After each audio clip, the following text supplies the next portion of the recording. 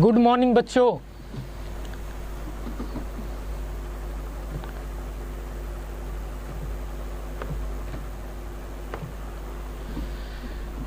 Good morning बच्चों। कल की क्लास बारिश की वजह से नहीं हो पाई थी। सर फोन कर दीजिए। कल की क्लास बारिश की वजह से नहीं हो पाई थी, तो आज की क्लास हम लोग फिर से शुरू करेंगे। एक नया टॉपिक है, एक नया प्रैक्टिस सेट है केमिस्ट्री का, जिसको आज हम लोग डिस्कस करेंगे कंप्लीटली।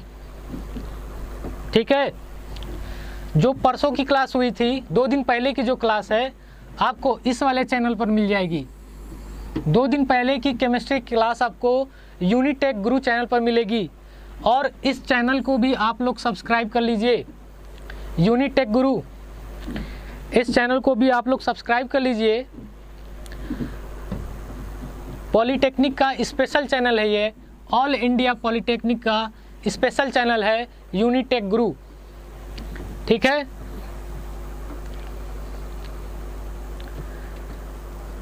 चलिए कर लीजिए। Software engineer, good morning. चलिए, तो आज की प्रैक्टिस सेट में क्वेश्चन नंबर 71 से सॉल्व करना है हम लोग को। Question number 71। तो पहला क्वेश्चन कह रहा है हमारा, अम्ल तथा क्षार की परस्पर अभिक्रिया को क्या कहते हैं। सवाल कह रहा है कि अम्ल तथा क्षार की परस्पर जो अभिक्रिया होती है, उस अभिक्रिया का क्या नाम होता है। तो आप सभी लोग को पता होगा, इंटर की क्लास में आप लोग को बताया होगा कि जो अम्ल और क्षार की जो परस्पर क्रिया होती है, अम्ल और क्षार, अम्ल प्लस क्षार, इंग्लिश में बोलते हैं acid plus base. Acid plus base, acid और बेस की जो परस्पर अभिक्रिया होती है, ये क्या बनाती है, ये आपका लवण बनाती है, सॉल्ट बनाती है। लवण, या इसको इंग्लिश में बोलते हैं सॉल्ट। तो जो एसिड और बेस की जो रासायनिक अभिक्रिया होती है, वो क्या बनाती है, आपका लवण बनाती है, और साथ ही साथ जल यानी H2O जल का भी निर्माण करती है। तो ऑप्शन में देखिए, जहाँ पर लवण होगा, सॉल्ट होगा, वो उसका क्या उत्तर हो जाएगा।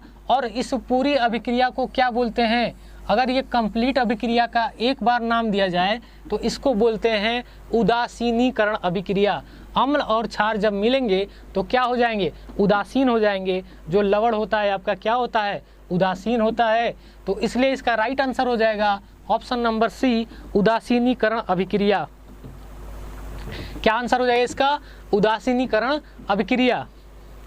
चले आगे, 71 का आंसर हो जाएगा ऑप्शन नंबर सी, उदासीनीकरण अभिक्रिया। चलिए अगले क्वेश्चन की तरफ बढ़ते हैं। क्वेश्चन नंबर 72, 72 नंबर क्वेश्चन कह रहा है कि प्रबल अम्लीय विलयन में मेथिल ऑरेंज का रंग कैसा होता है।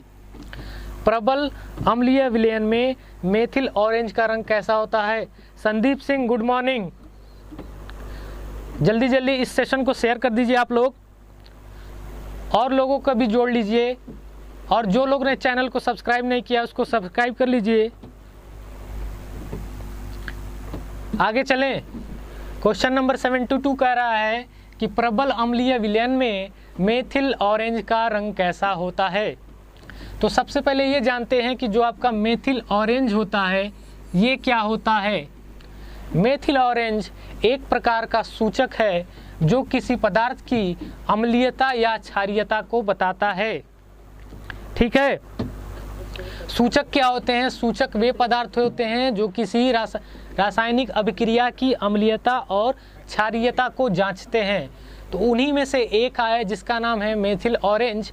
ये क्या करता है कि जब इस पर आप प्रबल अम्ल की कुछ बूंदें इस पर गिराएंगे, तो ये क्या करता है, अपना तेजी से रंग परिवर्तित कर लेता है। और किस कलर में शो होता है, मेथिल ऑरेंज का रंग कैसा होता है। मेथिल ऑरेंज कौन बताएगा, कमेंट करके बताइए। जब इस पर प्रबल अम्ल गिराया जाता है तो ये कौन सा कलर में चेंज हो जाता है?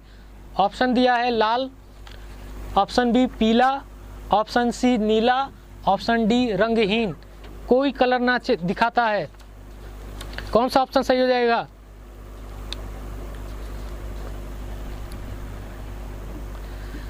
मेथिल ऑरेंज पर जब आप प्रबल अम्ल गिराएंगे तो ये इसका रंग हो जाता है लाल, रेड। इसका राइट आंसर हो जाएगा ऑप्शन नंबर ए, लाल।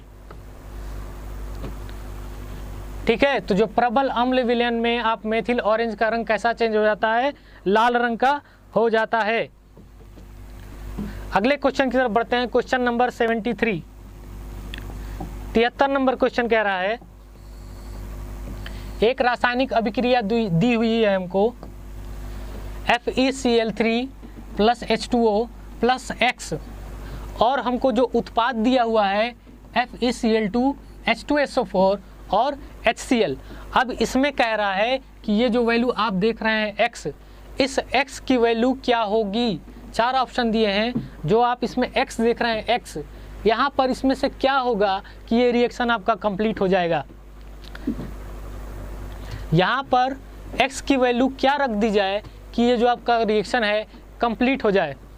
तो इसके लिए सबसे पहले क्या करते हैं, दायां और बायां पक्ष से कंपैरिजन करते हैं। ऐसे रिएक्शन में क्या करते हैं, दायां पक्ष और बायां पक्ष से कंपैरिजन करते हैं, और उसके बाद कंपैरिजन करने के बाद जो ऑप्शन मैच करता है उस ऑप्शन को टिक करते हैं। तो सबसे पहले देखिए दाहिने साइड, दाएं पक्ष में आपका क्या दिया हुआ है? FeCl3। इसमें भी अगर आप ध्यान से देखेंगे तो Fe है, Fe की संख्या कितनी है? 1। तो आप तुरंत जाइए दाहिने साइड खोजिए आप कि यहाँ पर Fe की संख्या कितनी है। यहाँ पर भी आपको Fe यानी आयरन की संख्या 1 ही मिलेगी। ठीक है,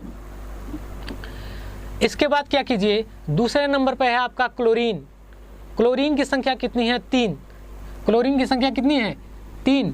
अब दाहिने पक्ष में जाइए, यहाँ देखेंगे आप तो 2 क्लोरीन प्लस, और यहाँ पर आपको मिलेगा 1 क्लोरीन, टोटल हो गया इसकी संख्या 3। तो दाएं साइड आपका 3 क्लोरीन और बाएं साइड 3 क्लोरीन, यानी आयरन और क्लोरीन बैलेंस है। आयरन और क्लोरीन आपका बैलेंस हो गया। अब बचा हाइड्रोजन H2। लेफ्ट साइड में आपका हाइड्रोजन की संख्या 2 है, राइट साइड में भी आप देखिए इस हाइड्रोजन की संख्या कितनी है? 2 है, और एक और हाइड्रोजन आपको यहाँ दिखेगा जिसकी संख्या क्या है? 1 है, यानी 2 hydrogen plus 1 hydrogen, total 3 hydrogen. अब देखिए, अब ये डिसबैलेंस हो गया, लेफ्ट साइड में 2 हाइड्रोजन, राइट साइड में 1 हाइड्रोजन, यानी कि जो X की वैल्यू है इसमें कहीं नहीं कहीं आपका 1 हाइड्रोजन होगा। ठीक है, आपकी जो X की वैल्यू है इसमें कहीं ना कहीं 1 हाइड्रोजन होगा। उसके बाद आप देखिए ऑक्सीजन की संख्या 1 है लेफ्ट साइड में आपका ऑक्सीजन की संख्या 1 है, लेकिन राइट साइड में आप देखिए तो यहाँ पर ऑक्सीजन की संख्या 4 है। तो टोटल कितने एक्स्ट्रा हुए? 3। टोटल कितने एक्स्ट्रा हुए? 3। तो आपका क्या होगा?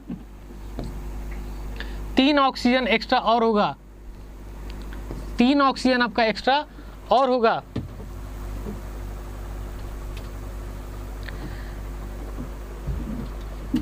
मनीषा सिंह पूछ रहे हैं, सर पढ़ाते आप हो लेकिन थंबनेल पर मैम की फोटो लगी है। बेटा अभी हमारा थंबनेल बना नहीं है, बनने के लिए गया है। यहाँ के जो ऑपरेटर हैं, ठीक है, अब उनकी कमी है, थोड़ा सा आप लोग एडजस्ट कीजिए, बाकी इसको हम लोग सही करा देंगे। ठीक है, चलिए। तो अभिक्रिया में बता रहा था कि लेफ्ट साइड का गिन लीजिए, राइट साइड का गिन लीजिए, जो बैलेंस होगा वही इसका राइट आंसर हो जाएगा। तो इतनी बात समझ में आ रही है आप लोग को? इतनी बात समझ में आ रही है? तो X की वैल्यू क्या निकल कर आएगी? फाइनली जो है X की वैल्यू 73। फाइनली जो है X की वैल्यू क्या निकल कर आएगी?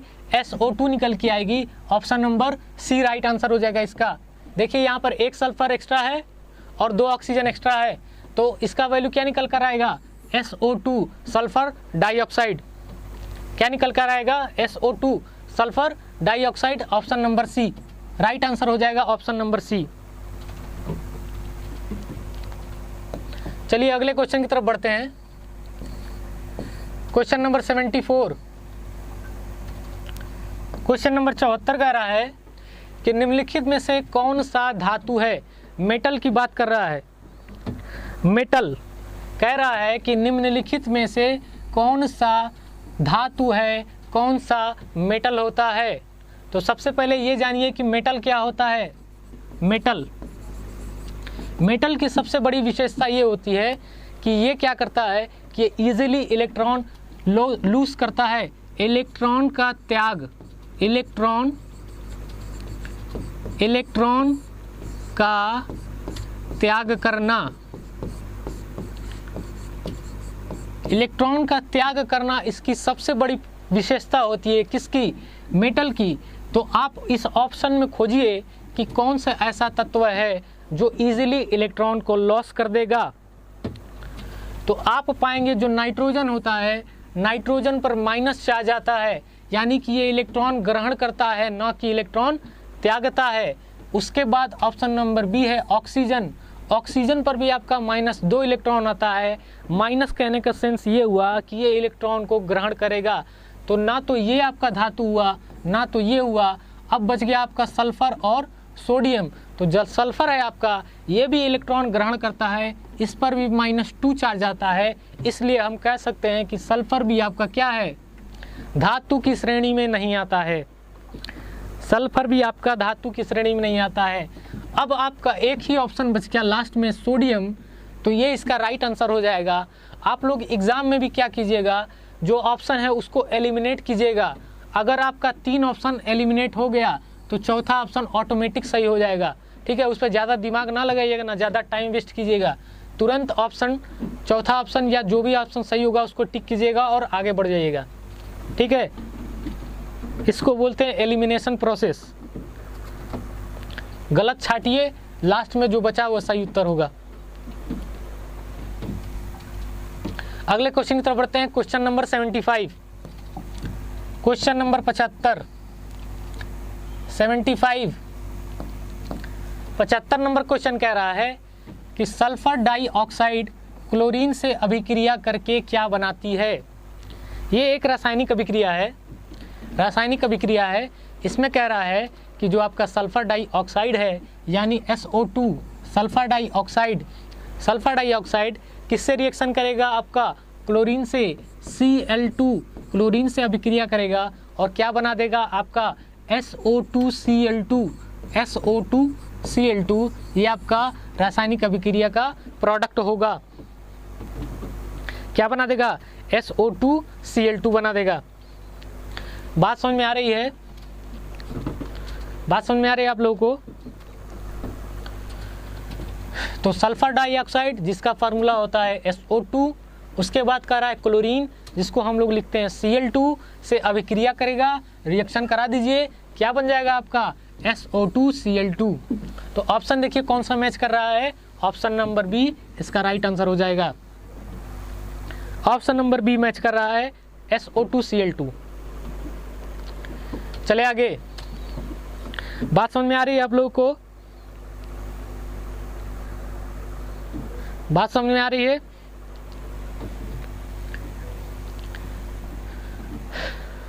क्वेश्चन नंबर 76 प्रश्न संख्या 76। Question number 76। क्वेश्चन नंबर 76 हमारे पास है, अमोनिया को शुष्क करके प्रयुक्त करते हैं। क्वेश्चन कह रहा है कि जो आपका अमोनिया होता है, अमोनिया का फार्मूला होता है NH3। अमोनिया का फार्मूला क्या होता है? NH3 को शुष्क करके, शुष्क का मतलब होता है सुखा देना या सुखाने के लिए निम्नलिखित में से कौन सा रासायनिक पदार्थ या कौन सा कंपाउंड प्रयोग में लाया जाता है। सवाल है कि अमोनिया को शुष्क करके प्रयुक्त करते हैं किसके साथ? आपका ऑप्शन दिया हुआ है, option number A conc. Conc का मतलब होता है CONC, डॉट लगा दिया। कॉन्क का फुल फॉर्म होता है कंसंट्रेशन, यानी हिंदी में बोलते हैं सांद्र, कॉन्संट्रेशन, कॉन्संट्रेशन हिंदी में बोलते हैं इसको सांद्र। सांद्र का मतलब होता है गाढ़ा, ठीक है। तो गाढ़ा सल्फ्यूरिक अम्ल इस्तेमाल करेंगे। ऑप्शन नंबर बी दिया हुआ है बिना बुझा हुआ चूना इस्तेमाल करेंगे। ऑप्शन नंबर सी दिया हुआ है बुझा हुआ चूना, और ऑप्शन नंबर डी दिया हुआ है P4O10 का इस्तेमाल करेंगे। तो कौन सा इसका राइट आंसर हो जाएगा? अमोनिया को शुष्क करके प्रयुक्त करते हैं क्या? ऑप्शन नंबर बी इसका राइट आंसर हो जाएगा, बिना बुझा हुआ चूना। इसका फॉर्मूला होता है CaO, CaO इसका फॉर्मूला होता है जिसको बोलते हैं बिना बुझा हुआ चूना। इसका प्रयोग क्या किया जाता है? अमोनिया को शुष्क करने के लिए किया जाता है। शुष्क कहने का सेंस ये हुआ कि अमोनिया में कुछ जल के अणु उपस्थित होते हैं, उन जल के अणु को CaO का इस्तेमाल करके सोख लिया जाता है, ताकि जो है अमोनिया के जो मॉलिक्यूल्स हैं वो H2O के साथ रिएक्ट ना कर जाएं, ठीक है।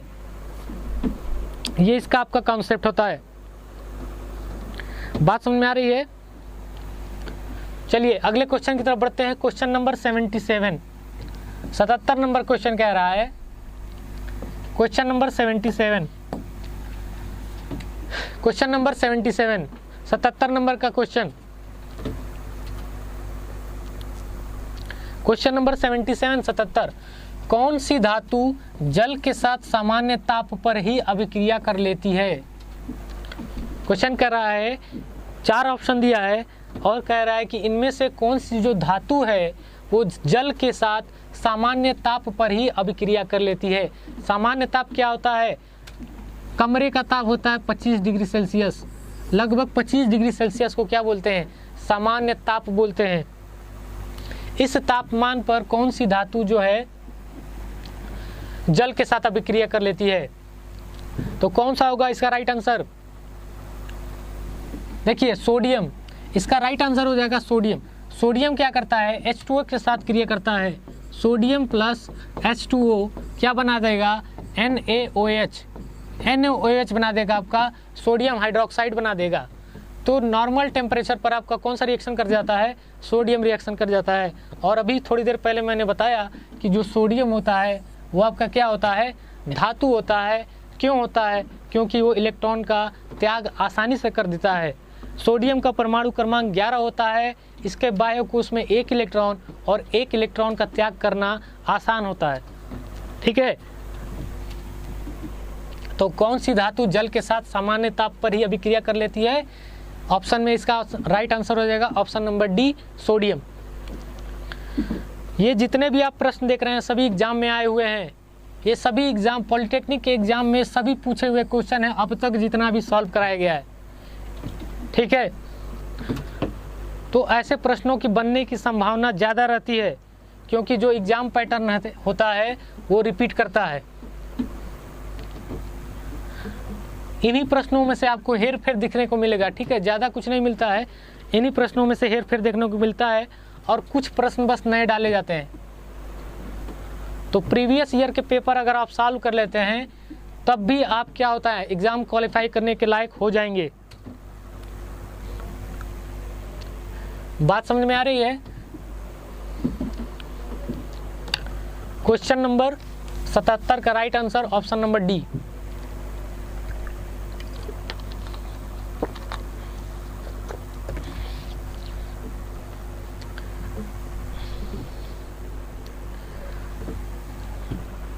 अगले क्वेश्चन की तरफ बढ़ते हैं। अगले क्वेश्चन की तरफ बढ़ते हैं। क्वेश्चन नंबर 78, 78 नंबर का क्वेश्चन है हमारा। कॉपर पाइराइट का सूत्र क्या होगा? 78 कह रहा है कि कॉपर पाइराइट का सूत्र क्या होगा। तो जो कॉपर पाइराइट होता है आपका वो किसका अयस्क होता है? कॉपर पाइराइट आपका कॉपर का अयस्क होता है। इसमें आपको मेनली एक जो धातु देखने को मिलेगा वो होता है कॉपर, ठीक है। बाकी इसका कॉम्बिनेशन होता है। तो कॉपर पाइराइट का रासायनिक सूत्र होता है CuFeS2। Copper pyrite CuFeS2 copper pyrite का रासायनिक सूत्र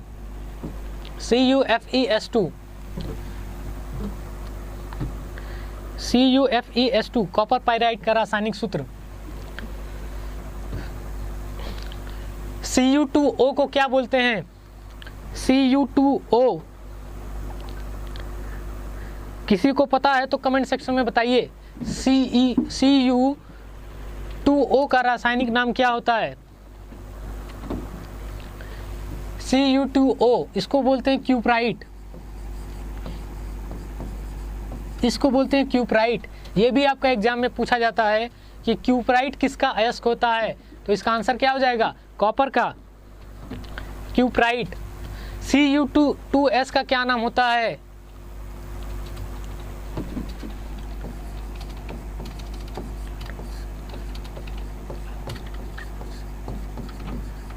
copper glance. Cu2S copper glance. और ये जो आप ऑप्शन नंबर डी में देख रहे हैं, इसका नाम होता है मेलेकाइट। इसका क्या नाम होता है? मेलेकाइट। ये भी आपका बार बार पूछा जाता है कि मेलेकाइट किसका अयस्क होता है, तो क्या आंसर हो जाएगा? मेलेकाइट किसका अयस्क होता है? कॉपर का अयस्क होता है। मेलेकाइट जो होता है आपका कॉपर का अयस्क होता है। तो कॉपर पाइराइट का फार्मूला हो जाएगा CuFeS2। Cu2S को क्या बोलते हैं? Copper glance. और Cu2O को बोलते हैं क्यूप्राइट।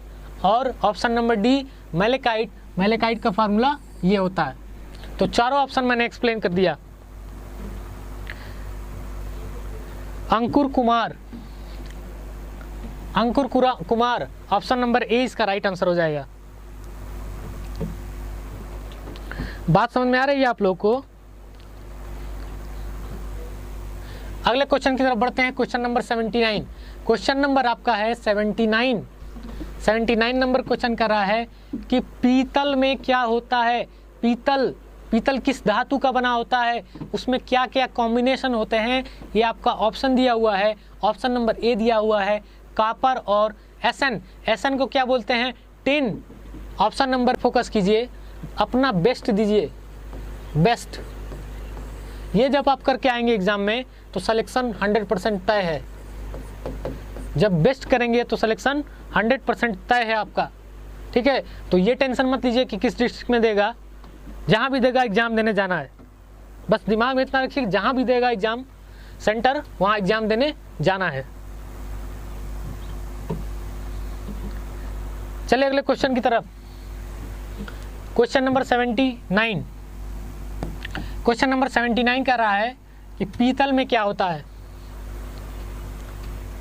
तो इसका राइट आंसर हो जाएगा पीतल आपका किससे मिलकर बना होता है? दो धातु, एक होता है कॉपर और दूसरा होता है जिंक। कॉपर की जो मात्रा होती है पीतल में, पीतल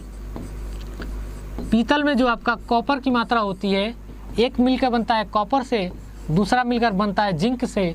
कॉपर की मात्रा लगभग 80% होती है, लगभग 80% आपका कॉपर मिलाया जाता है। और जिंक कितना होता है? लगभग 20%। 20% आपका क्या होता है? जिंक होता है। तो आपका क्या होता है? पीतल में कॉपर 80% और जिंक 20%। ठीक है, बात समझ में आ रही है?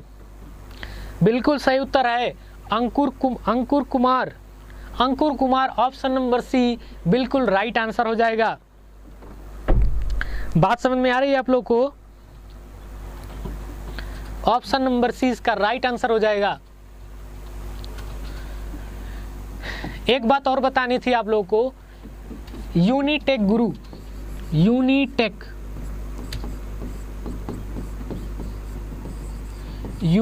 गुरु ये आपका स्पेशल चैनल है IERT पॉलिटेक्निक के लिए, all India polytechnic. All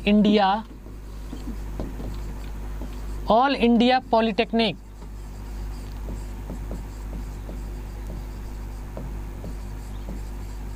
all India polytechnic के लिए स्पेशल चैनल बनाया गया है और इस चैनल पर आपको सारी वीडियोस सीरियल बाय सीरियल मिलना शुरू हो जाएंगी। यूनिटेक गुरु, आप लोग क्या कीजिए, इस चैनल को जाकर सब्सक्राइब कर लीजिए ठीक है, और साथ ही साथ बेल आइकॉन दबा लीजिए और नोटिफिकेशन ऑल में रखिएगा ताकि जितनी भी अच्छी अच्छी वीडियोज़ हैं सबसे पहले आपको मिले, ठीक है। और यूनिक ऑनलाइन गुरु को भी सब्सक्राइब करना ना भूलिएगा, क्योंकि हम लोग आपके लिए इतनी मेहनत करते हैं, आपसे बस इतनी अपेक्षा रखते हैं कि लाइक कर दीजिए, शेयर कर दीजिए और सब्सक्राइब कर दीजिए। बाकी हम पर छोड़ दीजिए, हम लोग इसका कंटेंट प्रोवाइड करेंगे, ठीक है।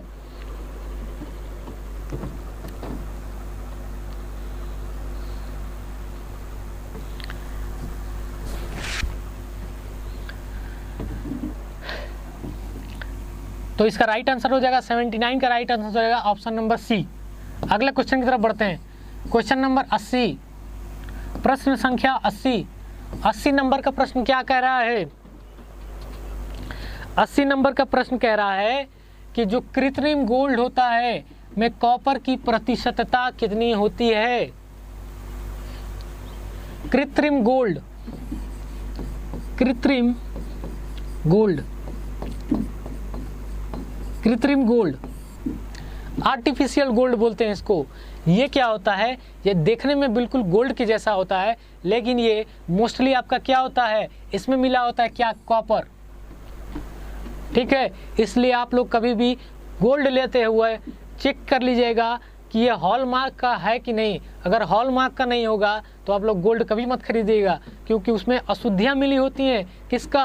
कॉपर की मात्रा मिला दिया जाएगा ज़्यादा और गोल्ड के नाम पर आपको बेच दिया जाएगा, लग गया चूना, ठीक है। क्योंकि गोल्ड इतना महंगा है आपका और उसी में आपको कॉपर ऐड करके दे दिया जाएगा, हो गया काम। फिर तो हो गई दिक्कत। पीके कुमार, हेलो बेटा पीके कुमार, बात समझ में आ रही है आप लोग को? तो गोल्ड खरीदते वक्त सावधान रहिएगा, क्योंकि आपको मिल सकता है कृत्रिम गोल्ड भी दिया जा सकता है, आर्टिफिशियल गोल्ड भी दिया जा सकता है, ठीक है। तो सबसे पहले आप लोग क्या कीजिएगा कि इसमें जो हॉलमार्क होता है उसको चेक कीजिएगा। हॉलमार्क क्या करता है? सोने की शुद्धता को बताता है। हॉलमार्क आपका सोने की शुद्धता को बताता है। अब चलते हैं अपने सब्जेक्ट रसायन विज्ञान में। रसायन विज्ञान में कह रहा है आपका कि जो कृत्रिम गोल्ड होता है उसमें जो कॉपर मिलाया जाता है वो कितना % होता है? तो इसका राइट आंसर हो जाएगा, इसका राइट आंसर हो जाएगा option number C. Option number C इसका राइट आंसर हो जाएगा। 90% कॉपर मिला दिया जाएगा 90% और 10% मिला दिया जाएगा गोल्ड। लीजिए बन गया आपका गोल्ड, कृत्रिम गोल्ड, आर्टिफिशियल गोल्ड, ठीक है। बात समझ में आ रही है?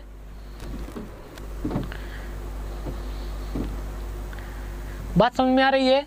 चलिए अगले क्वेश्चन की तरफ बढ़ते हैं। क्वेश्चन नंबर 81, 81 नंबर का क्वेश्चन कह रहा है। 81 नंबर क्वेश्चन,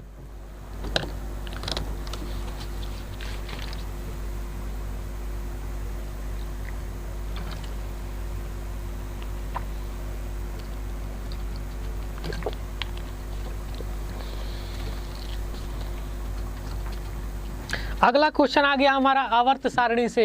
अगला क्वेश्चन हमारा कहाँ से आ गया? आवर्त सारणी से। आवर्त सारणी की डेफिनेशन से ही एक क्वेश्चन बना हुआ है।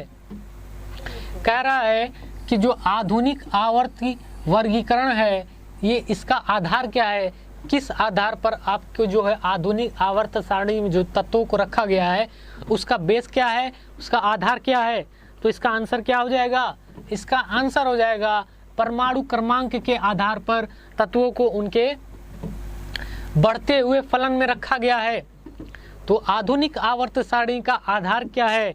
आधुनिक आवर्त सारणी का जो आपका आधार है यह है आपका परमाणु क्रमांक, एटॉमिक नंबर।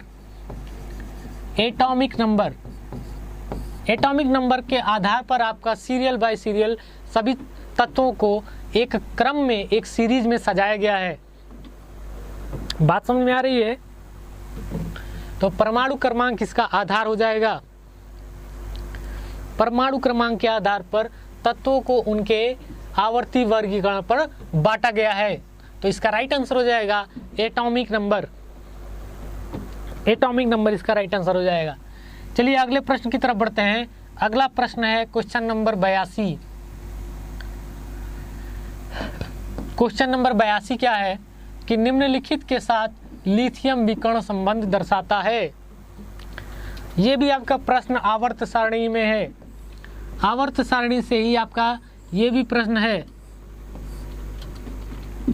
आवर्त सारणी से भी आपका ये भी प्रश्न है। तो आवर्त सारणी में क्या होता है, हाइड्रोजन, लिथियम, लिथियम के नीचे यहाँ पर एक तत्व पाया जाता है जिसका नाम है मैग्नीशियम। लिथियम के नीचे दूसरे नंबर पर आपका क्या पाया जाता है, मैग्नीशियम पाया जाता है, जो कि जो लिथियम है आपका किससे विकर्ण संबंध रखता है, मैग्नीशियम से, इस तरीके से तिरछा। तो लिथियम किससे रखता है, मैग्नीशियम से। तो इसका राइट आंसर हो जाएगा option number D, magnesium. Option number D, magnesium. बात समझ में आ रही है आप लोगों को, बात समझ में आ रही है? Option number D right answer हो जाएगा, magnesium. Option number D right answer हो जाएगा, मैग्नीशियम। समझ में आ रहा है कि नहीं आप लोग को, समझ में आ रहा है कि नहीं? क्वेश्चन सीरीज अच्छी लग रही है तो जल्दी जल्दी लाइक कर दीजिए, सेशन को शेयर कर दीजिए और चैनल को सब्सक्राइब कर लीजिए।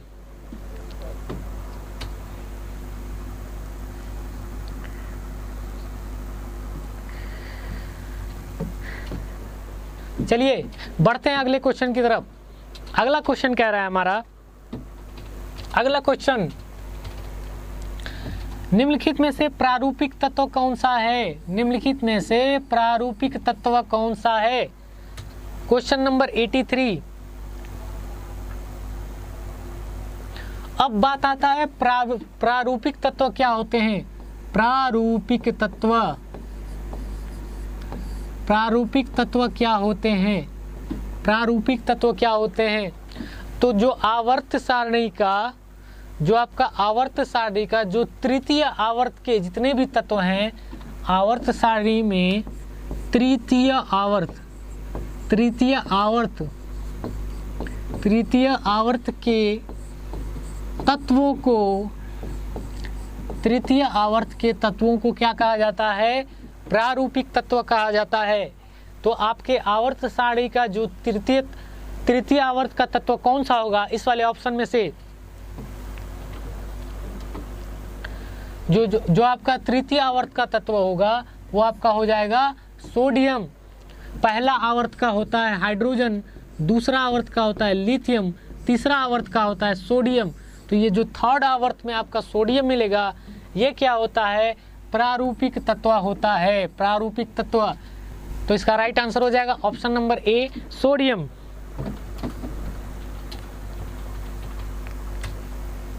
चले आगे, अगले क्वेश्चन की तरफ बढ़ते हैं। क्वेश्चन नंबर 84, 84 नंबर का प्रश्न क्या कह रहा है हमारा, 84 नंबर का प्रश्न कह रहा है, क्वेश्चन नंबर 84,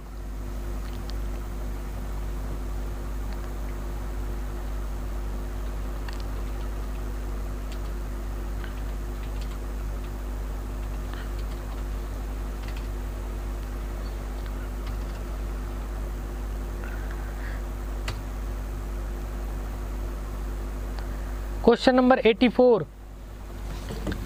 84 नंबर का प्रश्न, आवर्त सेकंड ए के तत्व क्या कहलाते हैं। क्वेश्चन नंबर 84 कह रहा है कि आवर्त सेकंड ए के तत्व क्या कहलाते हैं, आवर्त सेकंड ए के तत्व क्या कहलाते हैं।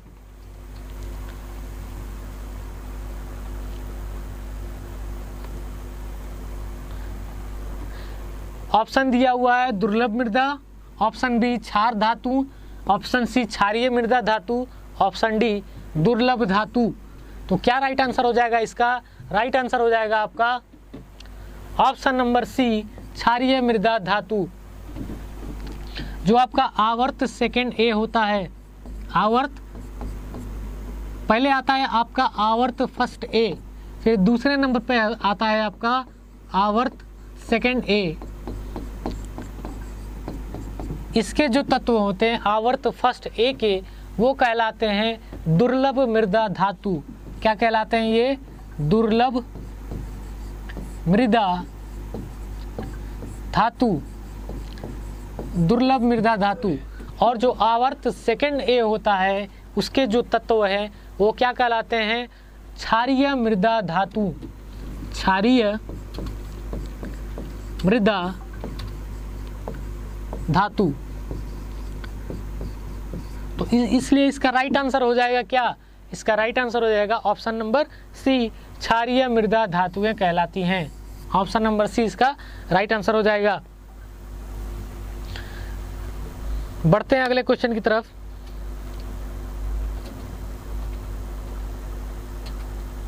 अगले क्वेश्चन की तरफ बढ़ते हैं।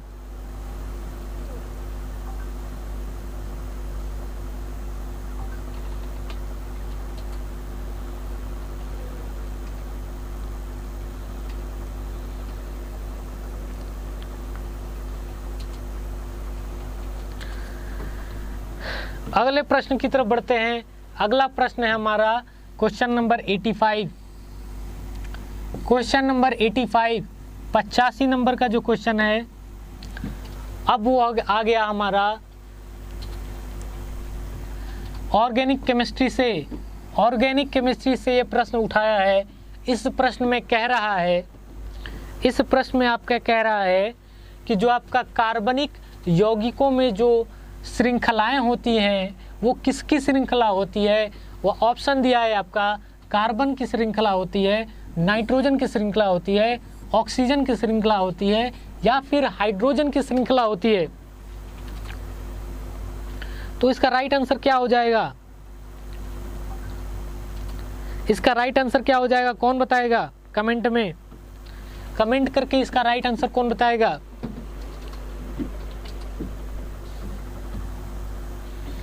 कार्बनिक यौगिकों में, जैसा कि नाम से ही पता चल रहा है, कार्बनिक में सबसे ज़्यादा क्या पाया जाएगा आपका? कार्बन। कार्बन का सिंबल होता है C।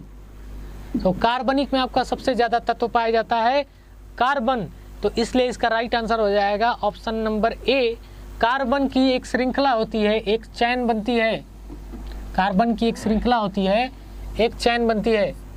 अब यही श्रृंखलाएं आपका आगे जाकर एल्केन, एल्कीन और एल्काइन में बढ़ जाता है। विकास गुड मॉर्निंग। विकास गुड मॉर्निंग। बात समझ में आ रही है आपका?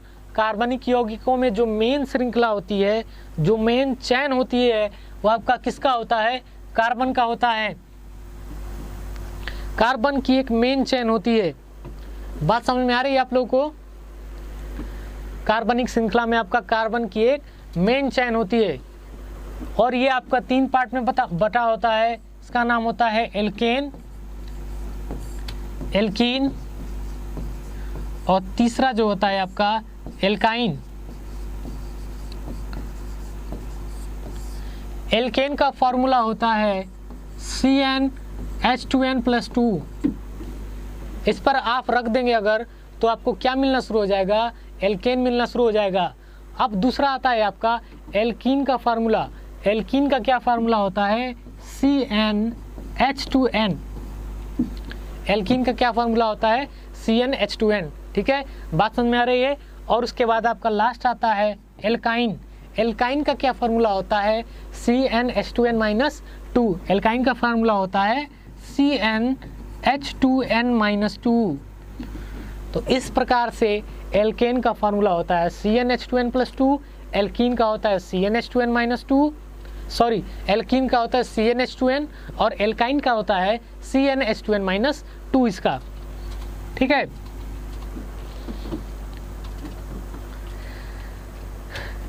विकास पूछ रहे हैं कि कौन सा चैप्टर हो रहा है। देखिए बाबू, ये चैप्टर नहीं चल रहा है, ये आपका क्वेश्चन सीरीज चल रहा है। ये आपका प्रीवियस ईयर के जो पेपर होते हैं, क्वेश्चन पेपर, उनका इम्पोर्टेंट प्रश्नों का सीरीज चल रहा है। ठीक है, ये आपका क्वेश्चन पेपर का इम्पोर्टेंट प्रश्नों का सीरीज चल रहा है, जो इसको हम लोग सॉल्व करा रहे हैं पॉलिटेक्निक एग्जाम के लिए। ठीक है, इसमें आपका सब आ जाएगा। इसमें केमिस्ट्री का जितना भी है, ऑर्गेनिक, इनऑर्गेनिक और फिजिकल, तीनों आपका इसमें पोर्शन इंक्लूड है। चलिए अगले प्रश्न की तरफ बढ़ते हैं। Question number 86, question number 86 86 number कह रहा है। क्वेश्चन नंबर 86 विकास समझ में आ रहा है आपको? अगला क्वेश्चन है क्वेश्चन नंबर 86। क्वेश्चन नंबर 86 कह रहा है कि एरोमेटिक यौगिक क्या होते हैं? एरोमेटिक यौगिक क्या होते हैं? Aromatic compound. तो सबसे पहले समझते हैं एरोमेटिक कंपाउंड क्या होता है। एरोमेटिक कंपाउंड आपका मेनली जो होता है उसमें आपका एक क्या होता है, बेंजीन रिंग पाया जाएगा। एटलीस्ट बेंजीन रिंग एक होता है और बेंजीन का फार्मूला होता है C6H6। इसकी संरचना अगर की बात करें तो इसकी संरचना हेक्सागोनल होती है। इसमें जो इलेक्ट्रॉन होते हैं वो आपका अल्टरनेट बॉन्ड द्वारा जुड़े होते हैं। ठीक है, तो ये आपका बेंजीन का स्ट्रक्चर है, ये बेंजीन का फार्मूला होता है। ये आपका क्या होता है, ये आपका क्या होता है, एरोमेटिक कंपाउंड। एरोमेटिक कंपाउंड ये आपका क्या होता है, एरोमेटिक कंपाउंड होता है, एरोमेटिक यौगिक होता है। तो इसमें ऑप्शन देखिए कौन सा मैच कर रहा है। ऑप्शन नंबर सी C6H6 ये बेंजीन होता है और ये आपका क्या होता है, एरोमेटिक कंपाउंड होता है। बाकी ये आपका ये एलिफाइटिक कंपाउंड है C2H4 C2H6 और CH3OH ये आपका एलिफाइटिक कंपाउंड है। तो विकास बात समझ में आ रही है आपको? ये देखिए आपका मेथिल एल्कोहल है। ये देखिए CnH2n पे लग रहा है। ये जो मैंने पिछले फार्मूला बताया था पीछे CnH2n इस पर मैच कर रहा है। तो ये कौन सा कंपाउंड हो जाएगा, एल्कीन। ये आपका किस पर मैच कर रहा है, ये जो मैच कर रहा है आपका CnH2n+2। तो ये किसका फार्मूला हो जाएगा, एल्केन का। और ये आपका क्या है, मेथिल एल्कोहल। मेथिल एल्कोहल ये आपका क्या हो जाएगा, मेथिल एल्कोहल। ठीक है, तो इतना टॉपिक था, ये इतना टॉपिक था आपका। ये एरोमेटिक कंपाउंड में सबसे छोटा इकाई क्या होता है, बेंजीन का होता है। एरोमेटिक कंपाउंड में सबसे छोटा इकाई बेंजीन का होता है।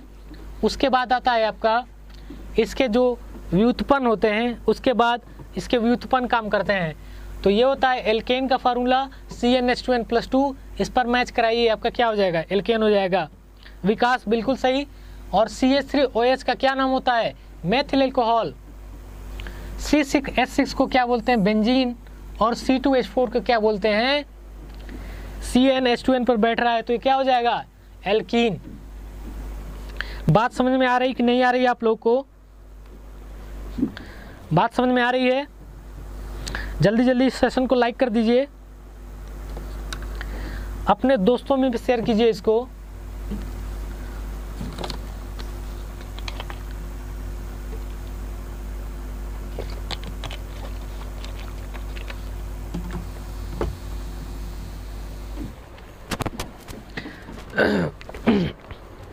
आगे चलें।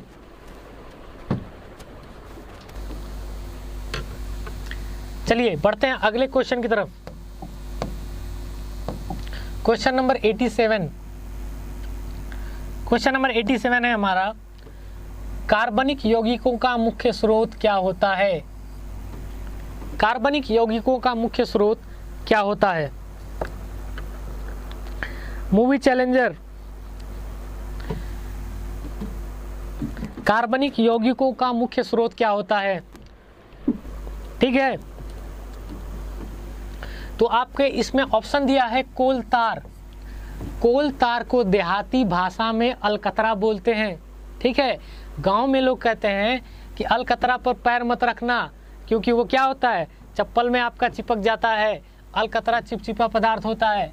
ठीक है, अब आपको ऑप्शन नंबर बी दिया है पेट्रोलियम।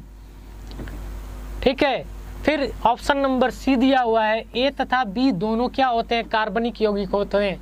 और ऑप्शन डी दिया है इनमें से कोई नहीं। तो क्या राइट आंसर हो जाएगा इसका, इसका राइट आंसर हो जाएगा आपका ऑप्शन नंबर सी, ए और बी दोनों होते हैं। एक बात ध्यान से सुनिए कि जो आपका अलकतरा होता है वो आपका पेट्रोल से ही प्राप्त होता है। तो जो आपके ज़मीन के अंदर से जो पेट्रोल निकलता है वो इस्तेमाल करने लायक नहीं होता, बिल्कुल शुद्ध फॉर्म में नहीं होता। उसको क्या किया जाता है, उसको जो है सप्लाई किया जाता है बड़ी बड़ी फैक्ट्रियों में। वहाँ पर बड़े बड़े मशीन लगे होते हैं। वो मशीन क्या करते हैं, उस पेट्रोल को फिल्टर करते हैं, उस ज़मीन से अंदर निकले हुए जो पदार्थ है, जो मटेरियल है, उसको फिल्टर करते हैं और उस फिल्टर से आपको बहुत सारा चीज़ मिलता है। पेट्रोल का जो फिल्टर होता है, पेट्रोल जो ज़मीन से निकलने वाला पेट्रोल होता है वो इम्प्योर होता है, अशुद्ध होता है। इसमें आपको जब ये फिल्टर किया जाता है तो इसमें आपको मिलेगा शुद्ध पेट्रोल। शुद्ध पेट्रोल जो गाड़ियों में इस्तेमाल किया जाता है। इसके बाद आपको क्या मिलेगा, इसके बाद आपको मिलेगा डीजल। डीजल इसके बाद आपको क्या मिलेगा, कोल तार। कोल तार जिसको क्या दूसरा नाम क्या है, अलकतरा। अलकतरा क्या होता है, सभी ने देखा होगा, जो रोड बनता है उसमें इसका इस्तेमाल किया जाता है, अलकतरा का। इसमें किसका इस्तेमाल किया जाता है, अलकतरा का, ठीक है। और इसमें आपका मिलता है वैक्स। वैक्स वैक्स क्या होता है, जो आपकी जो महिलाएं हैं जो क्रीम पाउडर लगाती हैं वो होता है वैक्स, ठीक है। जो चेहरे को आपका गोरा बनाता है, 5 मिनट में गोरा बनाइए, ठीक है। तो कहाँ से निकल के आता है, वो आपका ज़मीन के अंदर जो पेट्रोल होता है, जो अशुद्ध फॉर्म में होता है, ये सब वहीं से निकल के आता है। जिसमें आपका इसका मेन संगठन क्या होता है, मेन संगठन होता है बेंजीन। ये मेनली किसके मिलकर बने होते हैं, बेंजीन के। और अभी मैंने बताया कि जो बेंजीन होता है उसका फार्मूला होता है C6H6 और बेंजीन का स्ट्रक्चर क्या होता है, इस प्रकार से होता है बेंजीन का स्ट्रक्चर। और इसको इस प्रकार से भी लिख सकते हैं क्योंकि जो अंदर के पाई इलेक्ट्रॉन हैं वो आपका गोल गोल गोल गोल घूमते रहते हैं, जिसको बोलते हैं डीलोकलाइज्ड पाई इलेक्ट्रॉन, ठीक है। ये अपना अंदर अंदर घूमते रहते हैं, यानी ये कोई स्टेबल नहीं होते एक जगह पर, कभी यहाँ कभी यहाँ कभी यहाँ, ठीक है। तो बात समझ में आ रही है आप लोगों को, इतनी बात समझ में आ रही कि नहीं आ रही, इतनी बात समझ में आ रही कि नहीं आ रही आप लोगों को, जल्दी बताइए, ठीक है। तो ये था आज का टॉपिक। बाकी जो है बाकी क्लास कल करेंगे और तब तक आप लोग रिवाइज कीजिए, इत्मीनान से पढ़िए, ठीक है। और यहाँ जो सॉल्व कराया जा रहा है उसको रिवाइज करते रहिए। बाकी क्लास कल करेंगे। जय हिंद।